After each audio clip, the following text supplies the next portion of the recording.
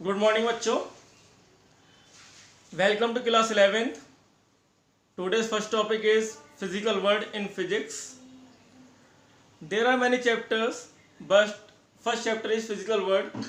In this chapter we are going to tell you something about our nature, or in physics what we will study in future in class 11th and 12th and so on. Main thing is this कि आप लोगों ने अभी तक जो पढ़ा हुआ है वो पढ़ा है साइंस को अब आपने 3 पार्ट्स में डिवाइड कर दिया, फिजिक्स, केमिस्ट्री एंड बायोलॉजी, जो कि एक बहुत मोटा क्लासिफिकेशन है जो बहुत पहले से चलता हुआ आ रहा है। सपोज करिए, मैं आपको एग्जांपल देता हूँ कि पहले जब कभी दुनिया का बनी थी तब सब लोगों ने पढ़ना स्टार्ट करा, कुछ सोचना स्टार्ट करा, कुछ प्रिंसिपल्स बताए। प्रिंसिपल्स कैसे बताए कि किसी ने बोला कि भाई यहाँ से सन आ रहा है, राइज हो रहा है, और सन यहाँ पे जा रहा है, डाउन हो रहा है। सेट्स और राइज वाली बात आई, हमने बात सुनी, किसी ने बताया सन यहाँ से चल रहा है, यहाँ पे जा, किसी ने सोचा, कोई सोचने वाला पर्सन था, उसने सोचा, उसने प्रिंसिपल दिए, और उस टाइम पर ऐसी चीज को बोलते, ऐसे पर्सन को जो इस चीज की स्टडी करता था उसे बोलते थे फिलोसोफर। तो किसी फिलोसोफर ने फिलोसॉफी दी, और उस फिलोसॉफी को नॉलेज ही बोलते हैं।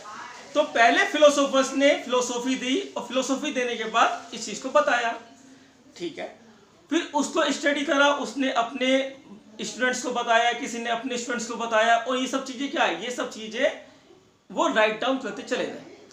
जब राइट डाउन करते चले गए तो वो सब चीज क्या बन गई, वो सब चीजें नॉलेज बन गई कि सन यहां से आ रहा है, यहां जा रहा है, या हो सकता है अर्थ मूव कर रहा है, बारिश की बूंदे ऊपर से नीचे आ रही है, पानी नीचे आ रहा है, बारिश की बूंदे नीचे आ रही हैं। तो ऑल द थिंग्स, हम जड़ में पानी डालते हैं पेड़ों की, लेकिन हरी वाली पत्ती जो टॉप की होगी वो भी हरी हो जाएगी। ऐसा क्यों? What is the main reason, what is the phenomena behind this? In this chapter in physics we are going to study all this things. तो बहुत ही इंटरेस्टिंग चीजें हैं। फिजिकल वर्ड को इसलिए ही इंट्रोड्यूस किया गया है कि हम फिजिक्स में क्या क्या चीज पढ़ने वाले हैं और क्या क्या चीज पढ़ेंगे। जैसे कि भाई अगर मैं कहीं पर विजिट करने जाता हूँ, मुझे जयपुर जाना है, तो मैं पहले जयपुर के बारे में जानूंगा, हिस्ट्री, ज्योग्राफी, जयपुर में क्या फेमस है, क्यों फेमस है, उसकी हिस्ट्री क्या है, ज्योग्राफी क्या है, तब मुझे इंटरेस्ट आएगा वहाँ जाने में, और मैं वहाँ जाऊँगा और मैं वहाँ की चीज़ों को जानूंगा। तो किसी भी चीज़ को जानने के लिए आपको सबसे पहले ये देखना जरूरी है कि उसमें है क्या चीज़। सेम हियर, इसी चैप्टर को इंट्रोड्यूस करा फिजिकल वर्ड को कि फिजिक्स में क्या क्या चीज़ आप पढ़ेंगे। तो फिजिक्स में हम वो सब चीज पढ़ेंगे जितने भी नेचुरल फिनोमिना है, जितनी भी चीजें हैं। अगर मैं बोल रहा हूं तो मेरी आवाज आ रही है, मैं हाथ मूव कर रहा हूं, हाथ मूव कर रहा हूं, तो why I move in the hand, या क्या फिनोमिना है, क्या इसके पीछे रीजन है।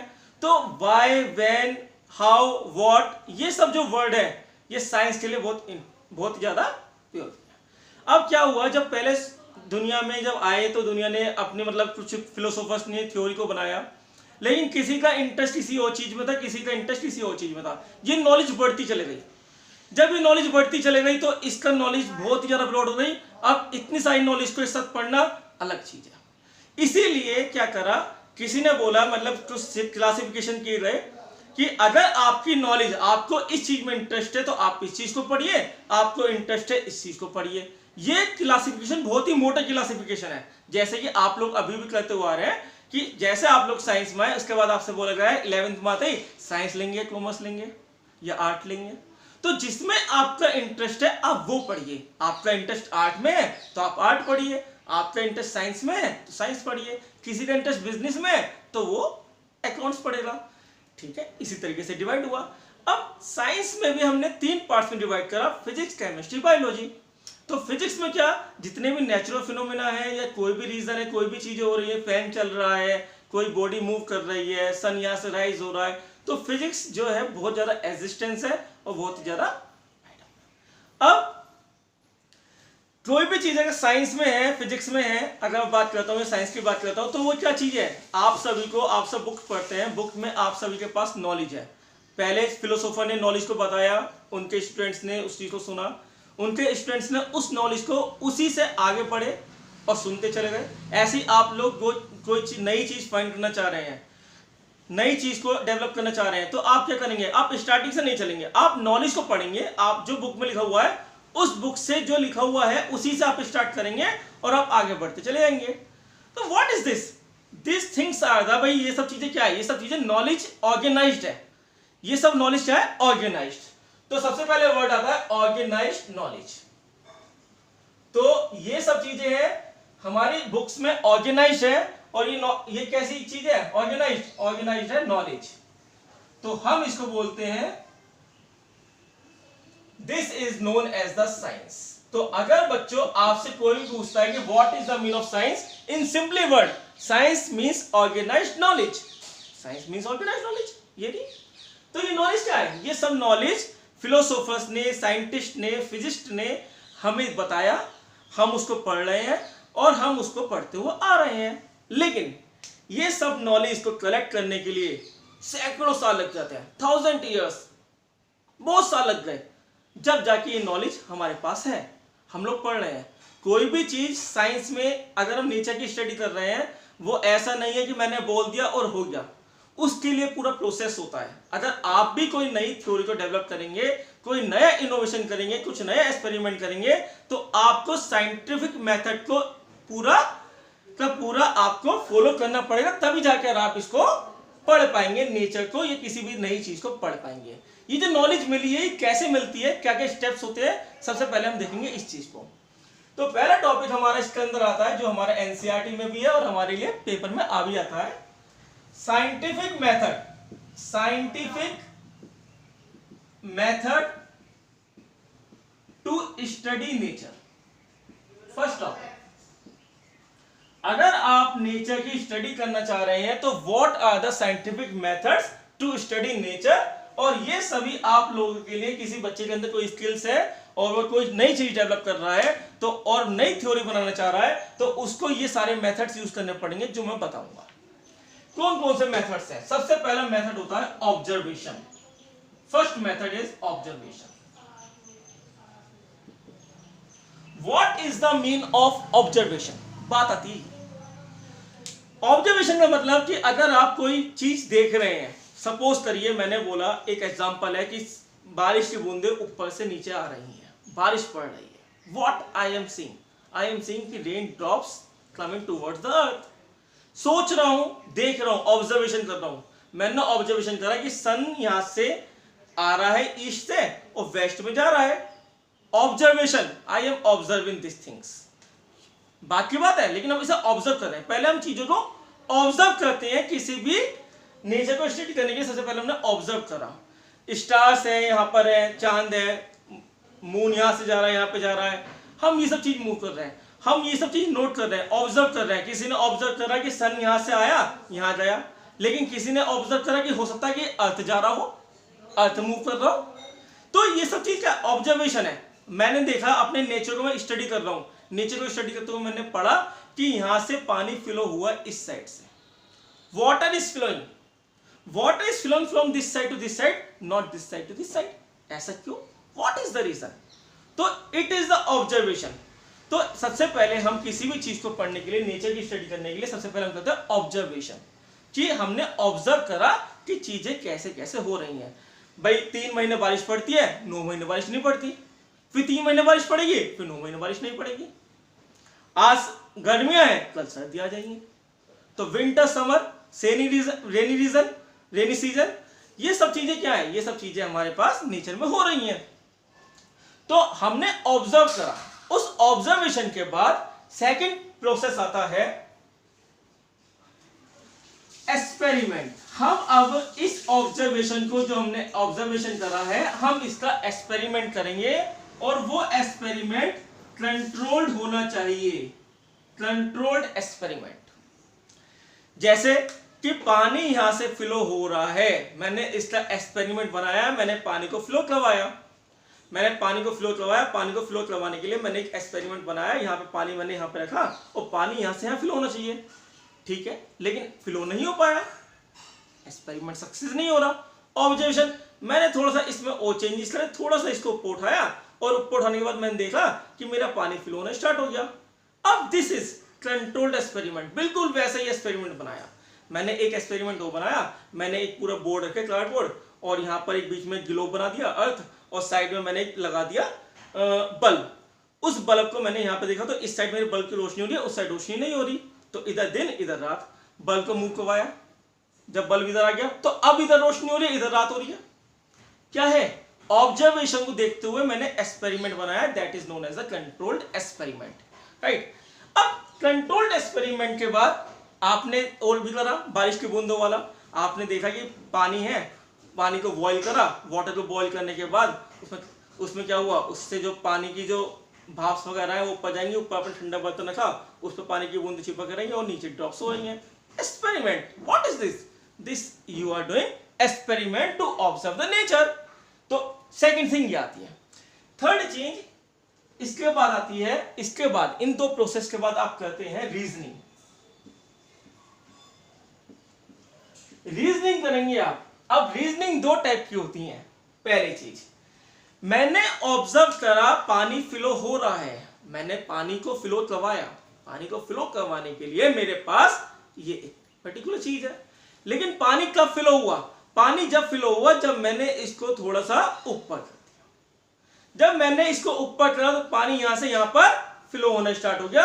अब मैंने एक क्वालिटी बताई कि water is flowing from the higher to lower. I am doing the reasoning. Reasoning मतलब एनालाइज करना। आप किसी चीज का एनालाइज कर रहे हैं, है ना, एनालाइज कर रहे हैं, आपने देखा ये चीज हो रही है, आपने देखा कि पानी को अच्छे खासे एक टेम्परेचर पर बॉईल करने पर पानी उबल रहा है, ऊपर बूंदे जा रही हैं और फिर बूंदे नीचे आ रही हैं। आपने देखा कि भाई कितने टेम्परेचर पर, आपने देखा कि कितने टेम्परेचर पर वो ऐसे होगा और ये प्रोसेस होगा। हमारे यहाँ पर पानी गर्मी पड़ रही है और समर में क्या हुआ कि पानी है, पानी क्या हुआ, पानी को हमने गर्म करना स्टार्ट किया तो पानी के जो मॉलिक्यूल्स हैं वो अलग हो गए। अब वो लाइट होने की वजह से अब क्या हुआ, जो हमारे पास कोल्ड एयर बोल दो कि वो नीचे आएंगी और वो यहाँ पर आएंगी और पानी को ऊपर लेके जाएंगे। हम जो देखेंगे जो ड्रॉप्स हैं वो ड्रॉप्स ऊपर हवा में पहुंच जाएंगी और ड्रॉप्स हवा में पहुंचने के बाद हम देखेंगे क्लाउड्स की फॉर्म में। वो जो यहाँ पे पानी की बूंदें थी वो ऊपर पहुंच गई। ठीक है, ये सब चीजें देखे हमने। हम क्या कर रहे हैं, हम रीजनिंग कर रहे हैं। और जो रीजनिंग हमने करी है ये कि हायर टू लोअर वाली, this is what is this, this is the, we are just showing the quality of this particular experiment. That reasoning is known as the qualitative reasoning. Qualitative reasoning. और साथ में हम यहां पर करेंगे एक reasoning और करेंगे क्वांटिटी, कितना ऊपर करा जाए कि ये नीचे आ जाए। आपने बॉल को ऊपर फेंका, बॉल को ऊपर फेंकने के बाद आपने देखा बॉल हर बार नीचे आ रही है, आपने देखा सेब भी नीचे आ रहा है। यू आर ऑब्जर्विंग, आपने एक्सपेरिमेंट बनाया, आपने बॉल को ड्रॉप करा, बॉल नीचे जा रहा है। आपने बॉल के ड्रॉप के साथ साथ आपने देखा कि आपने बॉल को और फेंका लेकिन बॉल नीचे नहीं आया, बॉल ऊपर जा रहा है, वो सॉरी बॉल नीचे ही आ रहा है, ऊपर नहीं जा रहा। तो ये आप रीजनिंग कर रहे हैं, एक्सपेरिमेंट के बाद आप रीजनिंग कर रहे हैं, लेकिन आप ये देखना चाह रहे हैं कि किस टाइप से, कितनी स्पीड से मैं इसे फेंकूं कि ये यूनिवर्स को पार कर जाए, कितना मैं इसको ऊपर उठाऊं कि ये पानी नीचे आ जाए। तो that type of reasoning is known as the quantitative, जिसमें आप क्वांटिटी की बात करेंगे, मैथमेटिकल बात करेंगे। That type of reasoning is the quantitative reasoning. अगर आप कोई एक्सपेरिमेंट करते हैं तो आपको इस वाले रूल को फॉलो करना पड़ेगा, इन तीनों चीज को फॉलो करना पड़ेगा। फर्स्ट ऑफ ऑल, पहले आपने ऑब्जर्व करा, उसका एक्सपेरिमेंट बनाया, उसके बाद आपने रीजनिंग करी। ठीक है, आपने रीजनिंग कर ली। अब रीजनिंग के बाद आप क्या करेंगे, रीजनिंग के बाद आप देखिए आपकी चीजें कंप्लीटली होनी स्टार्ट हो गई कि भाई मैंने ये करा, मैंने एक बॉल को फेंका और बॉल ऊपर से नीचे आ रही है। क्या रीजन है कि बॉल नीचे आ रही है, कौन खींच रहा है इसे? हमने बोला भाई हो सकता है अर्थ का मास है वो खींच रहा है। तो what type of this is called force. तो आपने क्या करा, आपने एक मॉडलिंग करी। कौन सी मॉडलिंग करी?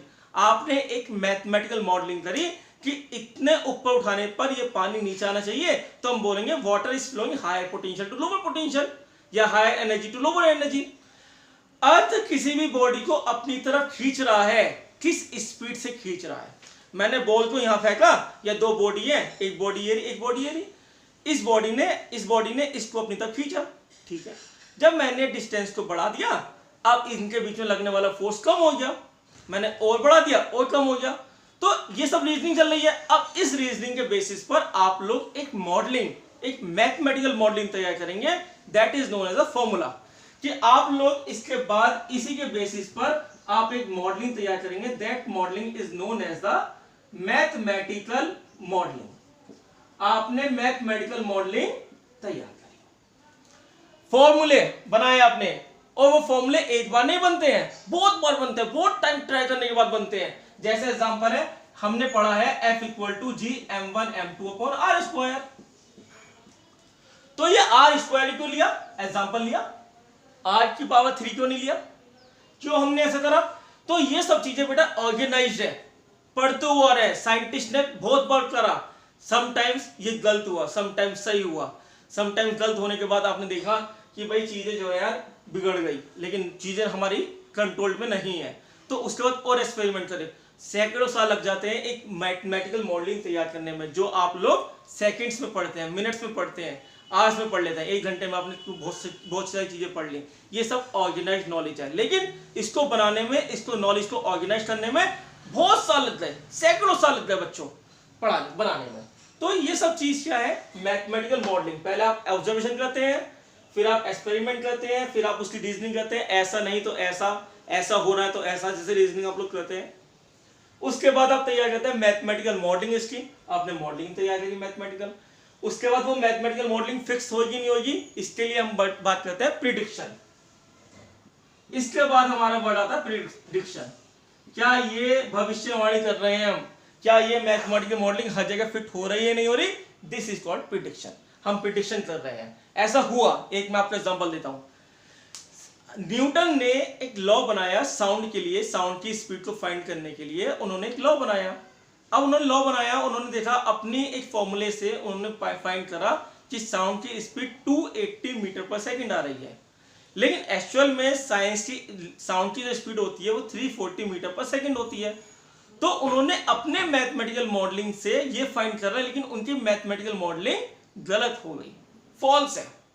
तो जब आप प्रिडिक्शन कर रहे हैं, तो प्रिडिक्शन के बाद 2 वर्ड आते हैं, या तो आप वेरिफिकेशन कर लेंगे या आप हो जाएंगे फॉल्सिफिकेशन, या आप गलत प्रूफ हो जाएंगे।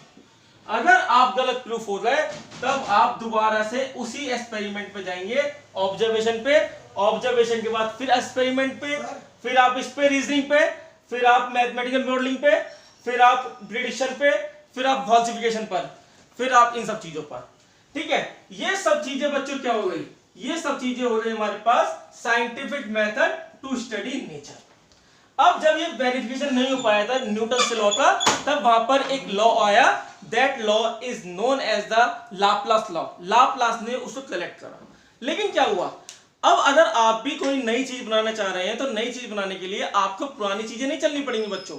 आपको जो आपने बुक्स में पढ़ा है आप उसको पढ़ेंगे और उससे आगे बढ़ेंगे। अदरवाइज तो सैकड़ों साल पुराने, हजारों साल पुराना पीछे जाना पड़ेगा, फिर आपको दोबारा चलना पड़ेगा, लेकिन पॉसिबल नहीं है ये। अगर सबने ऐसा करने स्टार्ट किया तो वहीं की वहीं दुनिया रुक जाएगी, कोई फिनोमिना नहीं बन पाएगा। इसलिए ये सब चीजें ऑर्गेनाइज्ड नॉलेज है, जिसको आप समझ रहे हैं, जो आपकी बुक्स में है, और उसको ही आप सब पढ़ रहे हैं। तो ये सब चीजें आपको बच्चों समझ में आनी चाहिए, है ना। तो आज का टॉपिक हम यही ओवर करते हैं। इसके बाद कुछ चीजें और हैं इस छोटे चैप्टर में, केवल 2 दिन का चैप्टर है, कल इसको पूरा करेंगे। थैंक यू सो मच बच्चों। कोई अगर समझ में चीजें नहीं आती है तो आप मुझे व्हाट्सएप कर दीजिए, मेरा व्हाट्सएप नंबर ये रहा, और अगर आपको पूछना है तो आप कॉल कर सकते हैं मुझे इसी नंबर पर। थैंक यू बच्चों।